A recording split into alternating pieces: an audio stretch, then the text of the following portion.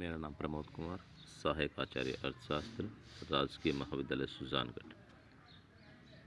अभी हम पढ़ने जा रहे हैं राजस्थान की अर्थव्यवस्था और राजस्थान की अर्थव्यवस्था के अंतर्गत राज्य घरेलू उत्पत्ति यानी कि स्टेट डोमेस्टिक प्रोडक्ट और प्रति व्यक्ति आय पर कैपिटा इनकम के बारे में। जिस प्रकार राष्ट्रीय स्तर पर राष्ट्रीय आय का अनुमान लगाया जाता है, उसी प्रकार एक राज्य के स्तर पर राज्य घरेलू उत्पत्ति का अनुमान लगाया जाता है।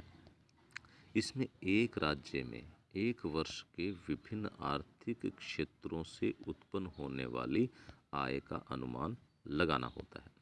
जैसे राजस्थान की घरेलू उत्पत्ति में राज्य में कृषि, पशुपालन, वन, मछली, खनन, विनिर्माण, निर्माण कार्य, विद्युत, परिवहन, व्यापार, बैंकिंग, प्रशासन आदि क्षेत्रों से उत्पन्न होने वाली वार्षिक आय का अनुमान लगाया जाता है।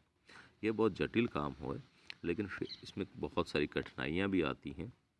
विभिन्न क्षेत्रों के लिए उत्पत्ति की मात्रा व उसकी कीमतों तथा कच्चे माल की मात्रा व उसकी कीमतों आदि का हिसाब लगाना कोई सरल काम नहीं है, परंतु फिर भी राज्य घरेलू उत्पत्ति का अनुमान लगाना आवश्यक होता है ताकि राज्य की आर्थिक प्रगति का अनुमान लगाया जा सके तथा उसकी तुलना अन्य राज्यों व समस्त भारत की आर्थिक प्रगति से की जा सके।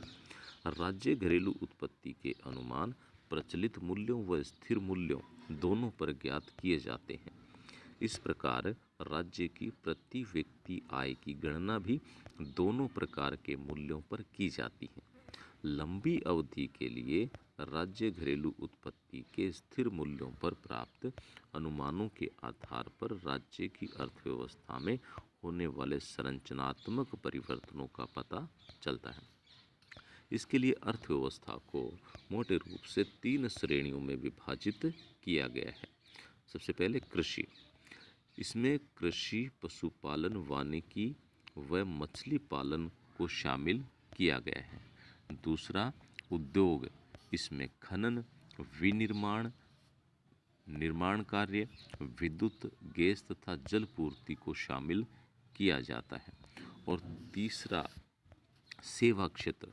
इसमें शेष आर्थिक क्रियाएं शामिल की जाती हैं, जैसे परिवहन के साथ रेल, सड़क आदि, संग्रहण, स्टोरेज, संचार, व्यापक, होटल, बैंकिंग, बीमा, वास्तविक संपदा, सार्वजनिक प्रशासन तथा अन्य सेवाएं।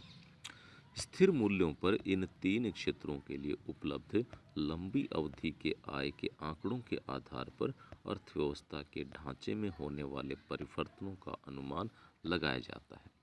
इससे कृषि, उद्योग व सेवा क्षेत्रों की बदलती हुई स्थिति का पता लग जाता है। जैसे पहले की तुलना में राज्य की कुल आय में कृषि क्षेत्र का अंश कितना घटा अथवा अन्य क्षेत्रों का कितना बढ़ा आदि। यही नहीं बल्कि एक क्षेत्र के उप क्षेत्रों की बदली हुई स्थिति का पता भी लगाया जा सकता है।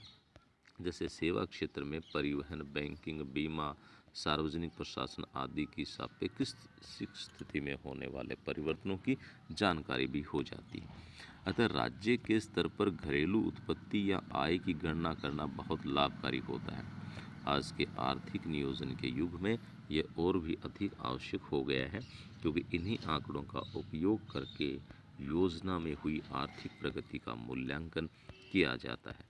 कुछ सीमा तक राज्यों की आमदनी के आधार पर योजना आयोग द्वारा राज्यों में योजना सहायता का आवंटन किया जाता है और वित्त आयोग द्वारा केंद्रीय करों व शुल्कों की राज्यों में आवंटन किया जाता है। राजस्थान में घरेलू उत्पत्ति के अनुमान। राज्य घरेलू उत्पत्ति के अनुमान प्रचलित मूल्यों व स्थिर मूल्यों पर ज्ञात किए जाते हैं। सकल घरेलू उत्पत्ति में मूल्यह्रास घटाने से शुद्ध घरेलू उत्पत्ति एनडीपी प्राप्त होती है, जिसमें उस वर्ष की जनसंख्या का भाग देने से प्रति व्यक्ति आय प्राप्त होती है। स्थिर मूल्यों पर राज्य की आय ज्ञात करने के लिए आधार वर्ष लिया जाता है, जो समय समय पर बदलता रहता है।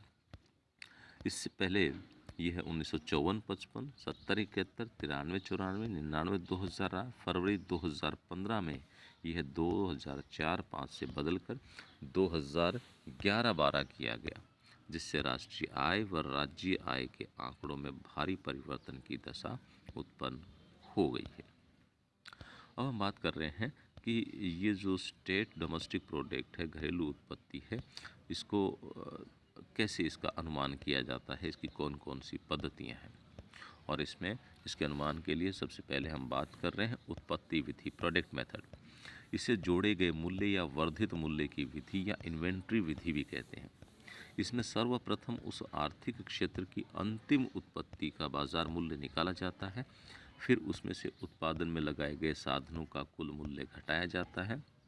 बाद में मूल्यह्रास घटाने से शुद्ध आय प्राप्त होती है, जो उस क्षेत्र का राज्य की घरेलू उत्पत्ति में योगदान मानी जाती है।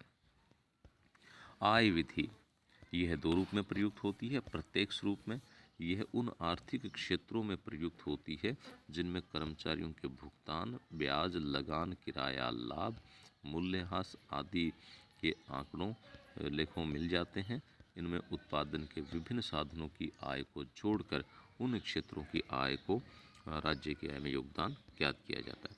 यह विधि निम्न क्षेत्रों में प्रयुक्त होती है: विद्युत, आणविक प्रोजेक्ट, जैसे सार्वजनिक क्षेत्र में उपक्रमों के वार्षिक लेखों की आवश्यक जानकारी मिलती है।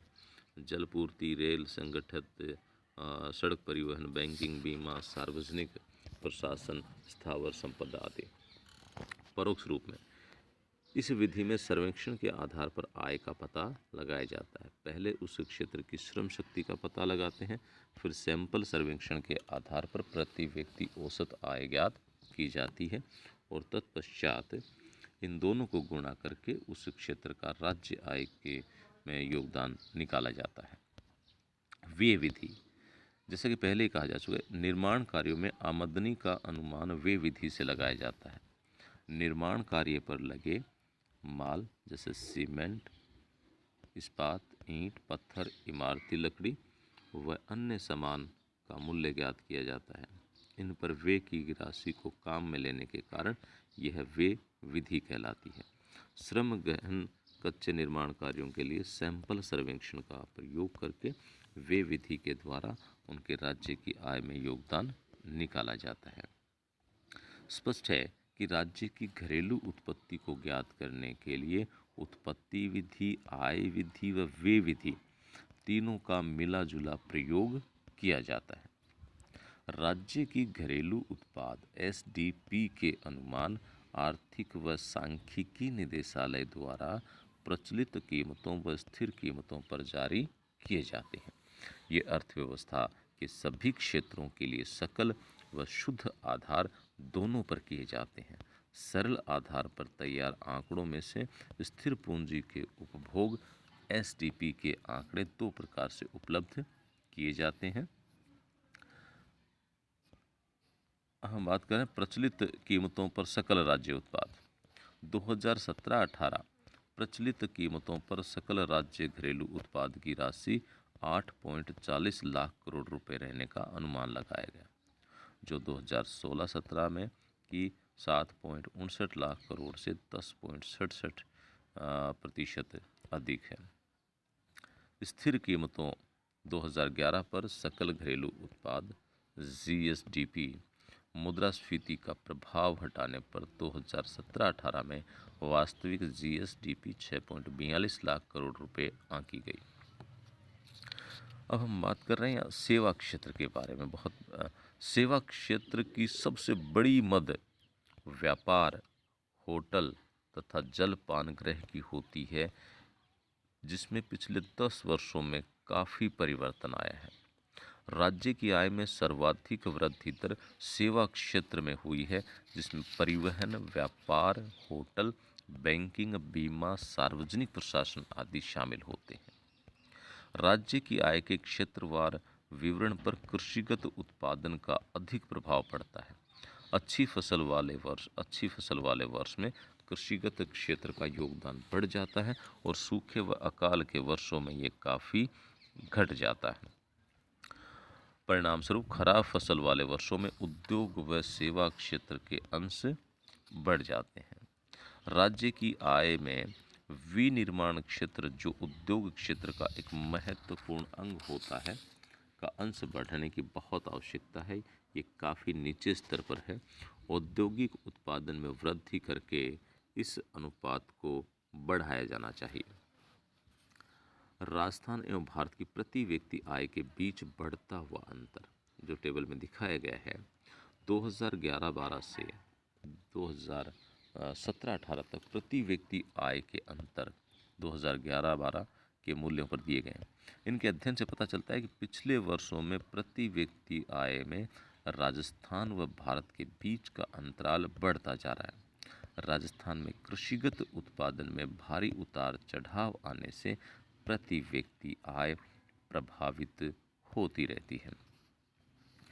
भारत और राजस्थान के बीच प्रति व्यक्ति आय का अंतराल स्थिर मूल्यों पर उत्तरोत्तर बढ़ता गया है। अन्य राज्यों से यदि तुलना करें तो हम ये देखते हैं कि राजस्थान में प्रचलित कीमतों पर प्रति व्यक्ति आय 2014-15 में बिहार से लगभग 2.5 गुना रही, लेकिन महाराष्ट्र की तुलना में यह लगभग 57% रही। यह मध्य प्रदेश, उत्तर प्रदेश व उड़ीसा से अधिक तथा पंजाब से कम रही। राज्य को प्रति व्यक्ति आय में वृद्धि का प्रयास करना चाहिए। कृषि के बारे में हम बात करें तो राजस्थान में कृषिगत उत्पादन में भारी मात्रा में वार्षिक उतार चढ़ाव आते रहते हैं, जिनको कम करने के लिए सूखी खेती की पद्धतियों का व्यापक रूप से उपयोग करना होगा। फव्वारा सिंचाई व बूंद बूंद सिंचाई से उत्पादन भी बढ़ाना होगा तथा पानी के उपयोग में भी किफ़ायतें होगी।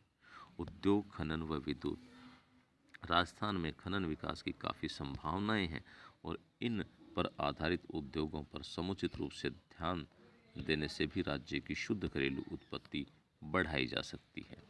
सेवा क्षेत्र में जहां शिक्षा, चिकित्सा, जलपूर्ति, परिवहन, बैंकिंग आदि का विकास करके सामाजिक सेवाओं व आधारभूत सेवाओं का विस्तार किया जा सकता है, इससे जीवन स्तर में सुधार आने के साथ साथ राज्य की शुद्ध घरेलू उत्पत्ति में भी वृद्धि होगी।